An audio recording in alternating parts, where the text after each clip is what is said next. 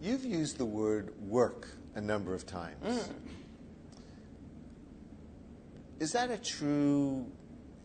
Do you see it as work? Yeah, that's a good question. So I see myself as going to work, but I guess I've always seen myself as going to work ever since I was a graduate student. But that is because I try to differentiate being at home from what I do when I'm not at home. But I would certainly not call it work. I think it's something that I very much enjoy, and in fact, that's something that infiltrates into my home life all the time.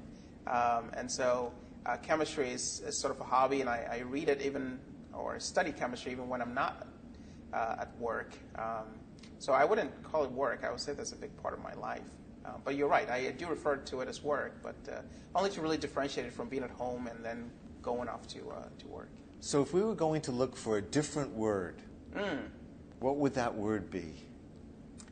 Why? I would say going to school, because I can continue to learn. And even when I do go into the laboratory or do go in, I'm still learning. And so I see that as a learning process, and that's something that you do at school. So I would say that I'll call it going to school. And so I'm a perpetual student.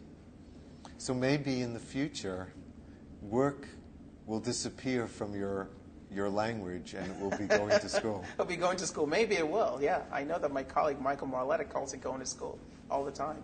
Yeah.